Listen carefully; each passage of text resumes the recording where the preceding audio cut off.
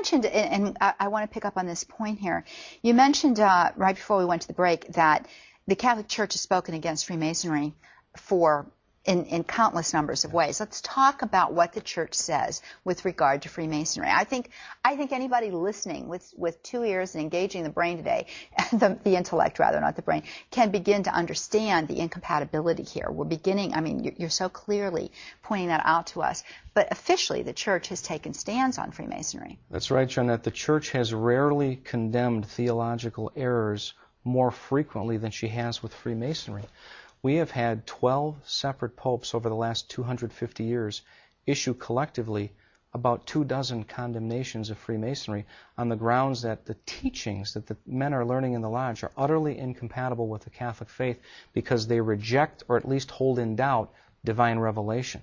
And so it's very clear. The most recent condemnation came under the pontificate of John Paul II, written by our future Holy Father, Pope Benedict XVI, then Cardinal Ratzinger.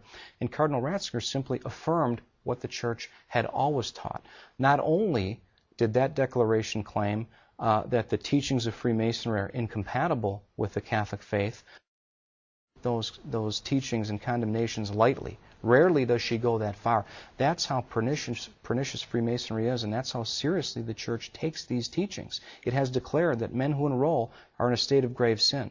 They must get out. They cannot receive the Eucharist, and our canon law certainly encourages and prohibits them from doing so. I'm glad you mentioned canon law, because there's confusion about this. And the Code of Canon Law was revised, if you will, not rewritten, but revised, I guess is the appropriate term, in 1983. And with regard to secret societies, the language changed somewhat. And so this has been, if you will, the legal loophole where many have believed that the Church changed her position on Freemasonry because the language changed somewhat. Walk us through that as an attorney, as a lawyer, and explain to us why that is not the case. Excellent. As a lawyer, I had to deal with this myself, because under the old code, the 1917 Code of Canon Law, it was 2335, there was an express excommunication for any Catholic who joined the lodge. Stated in the law. Stated in the law. The new provision, which is 1374, doesn't mention Masons specifically, and it changes the penalty from excommunication to interdict, and we'll talk about that. But the reason why it changed is just for the opposite of what you would think. The reason why the Church didn't mention Masons explicitly is because it was trying to broaden the law to pull in other groups that promulgated teachings and practices that were harmful to the Church. So, for example, Planned Parenthood, the Ku Klux Klan. There are other groups beside the Masons that are harmful to the Church. And so the Masons weren't singled out. That doesn't mean that the Church changed its position. In fact, the change in the Code of Canon Law was the impetus for Pope John Paul II, with Cardinal Ratzinger's help, to issue that declaration saying, in spite of that change, that doesn't mean things changed. The Church still affirms her position as she always did. So the law was changed to broaden the application. We may also mention, John, that there are other provisions within Code of Canon Law that attach to this issue. For example, if a man would embrace the theology of the lodge, and many unfortunately do, they would be in a state of objective heresy. Now, we're not judging their subjective intentions, but if they would embrace these teachings objectively, they would be heretics. Similarly, a man who would refuse the Holy Father's authority, he can't prevent me from being a Mason, they may find themselves, again, objectively in a state of schism. They've separated from the Holy Father because, again, these are part of the Church's ordinary, infallible teachings, part of our ordinary magisterium, taught always and everywhere, to which Catholics are bound. As we're sitting on this set today, I'm very aware of the fact that our viewers are with us, our family of viewers right here with us, and I'm thinking there's a lot of people out there saying, John, I just don't get this, because I thought I could be a Mason, and here I am. I'm a Catholic, and I'm a Mason, and, I just went through those first 3 degrees, and I didn't attach any significance, and I'm really not all that involved in everything that you're saying here. I really didn't know all this, or I really didn't hear all of this, or somebody else is saying, gee, I have Freemasonry in my background, is this something I should be concerned about? How many people, once they come through those first 3 degrees, gather the amount of information that you have on the lodge? Do they keep going, and what is the deal with that? Very few men really understand the teachings of Freemasonry for a number of reasons. One, they've entered into the lodge for business or social reasons. They're not in here really to adhere intentionally here to the religious rituals. They dismiss those. They try to do that. And so that's one reason. The other reason why, Jeanette, is because the rituals are written in a secret ciphered format. Okay, so their intelligibility is not accessible to only to those men who really take the time to transcribe them, and you learn these things through oral tradition. And so that's why most men don't have a clue of what Freemasonry teaches, because the teachings are even concealed from the Masons themselves until they take the initiative.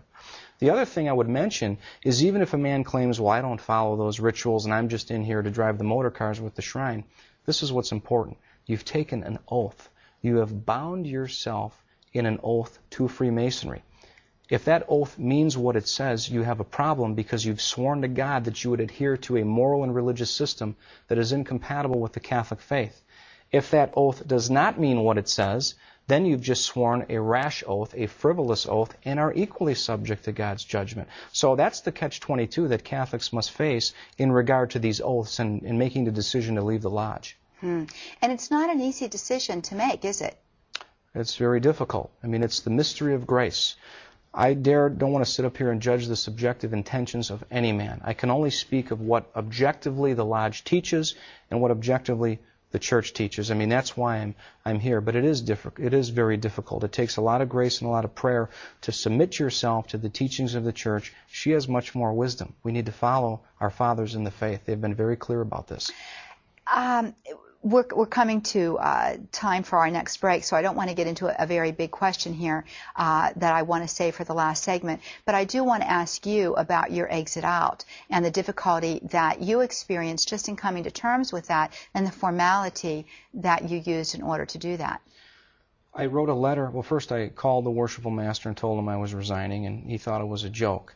The reason why I don't believe I received a lot of repercussions that other men have is because I knew so much more about Freemasonry than they did. I think they just thought that I fell off my rocker and became a fanatic, and so they didn't deal with me. But formality is, you write a letter to the Blue Lodge, and then when you terminate your membership in Blue Lodge, that terminates all your affiliated memberships. And so that's really what you have to do. Of course, the next thing you have to do is you have to go to the sacrament of confession and renounce those oaths, because you are bound to those oaths, as we discussed, until the church looses you from them.